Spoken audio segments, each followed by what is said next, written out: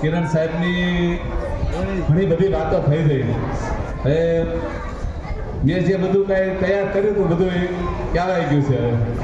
એમાં કાંઈ લગભગ કાંઈ ઘટતું નથી, કારણ કે બાળકો, શિક્ષકો આ બધાએ પીરસી દીધું છે. હવે બાકી કાંઈ રહેતું નથી.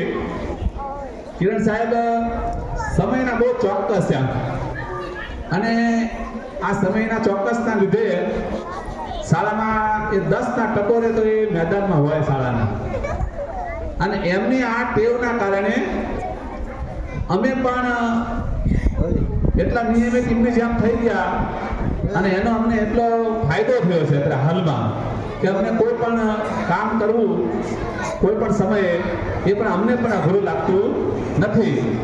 કારણ કે અમે દરરોજ એ પહેલા આવી બેસી જાય ખુરશીમાં, એટલે અમારે પછી આવવું જ પડે. એટલે પહેલા એમને પોતે પાલન કર્યું. આમ ઘણા આચાર્ય એવું હોય કે પોતે એનું પાલન ના કરતા બીજા પાસે કરાવતા, પણ એમને આ કિરણભાઈ છે એ પોતે પાલન કર્યું, એટલે બીજાએ એનું પાલન કર્યું. બીજી વાત, કિરણ સાહેબને વચ્ચે એક્સિડન્ટ થયેલું, અને એ વખતે અમારી શાળાનું રિનોવેશન ચાલે. કિરણ સાહેબને જે ઘા વાગેલો, ખરેખર હું તો જોઈ નતો એક. આપણે જોઈએ ને પગમાં એમને જે વાગેલું ને, તો આપણા નજરથી આપણે જોઈ ના શકાય એવો ઊંડો એમને ઘા લાગેલો.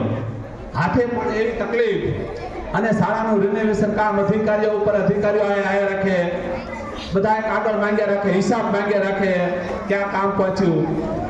પણ કિરણભાઈ ખરેખર એવી પરિસ્થિતિમાં 8 થી 10 દિવસનો મને એવો અંદાજ છે કે એને રજા ભોગવી છે, અને એ તરત કામે લાગી ગયા. એ બીજાને ગાડી ઉપર લઈને આવતા, બોલાય, અને આ જે આવનાર અધિકારીઓ છે એનો હિસાબ કિતાબ એ કિરણ સાહેબ એમને આપતા. પોતે આ શાળા પ્રત્યે એટલા વફાદાર કે શાળાની એટલી બધી એમને ચિંતા, ખૂબ ચિંતા. અમને એમની 12 વર્ષ વિતાવ્યા, પણ અમારા શિક્ષકો માટે કોઈ વહીવટી જવાબદારી અમને આપી જ નથી. એમને પોતે દરેક પરિસ્થિતિમાં લડ્યા છે. અમારા માથે કાંઈ જવાબદારી આવી નથી. અમે તો ફક્ત એ ભણાવવાનું કામ કર્યું છે. અમે વર્ગમાં રહ્યા છીએ, બાકી કોઈ અમને જવાબદારી આપી નથી.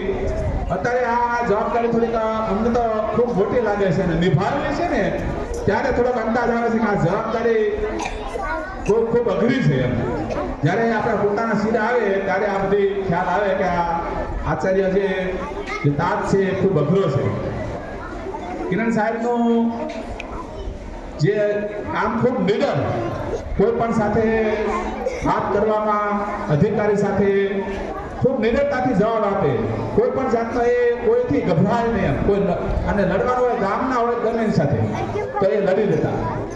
કિરણ સાહેબની દરેક માણસની જોવાની ક્ષમતા બધી અલગ અલગ હોય, પણ એમને જે વહીવટ કર્યો છે ને, આટલા વર્ષોમાં જે વહીવટ કર્યો છે એ ખૂબ સ્વચ્છ વહીવટ કર્યો છે. કહેવાનો મતલબ કોઈ પણ જાતના કરપ્શન વગર એવું અમે કહી શકીએ. કારણ કે હાલની તારીખે સાહેબને અત્યારે મંડળીનું કરજ ચાલુ છે.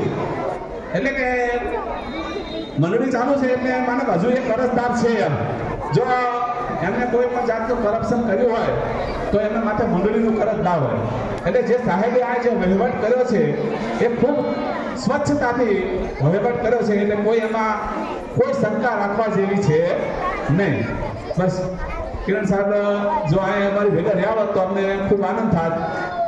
અને છેલ્લે મારા માટે જે જવાબદારી આવી છે, મને ખૂબ સપોર્ટ આપે છે. મને ગમે ત્યારે હું પૂછું ત્યારે મને એટલું ટાઈમ કોઈ પણ જાતના કે હમણાં આપણું એવું કોઈ પણ વિલંબ વગર મને જવાબ આપે છે. કિરણ સાહેબનો ખૂબ ખૂબ આભાર.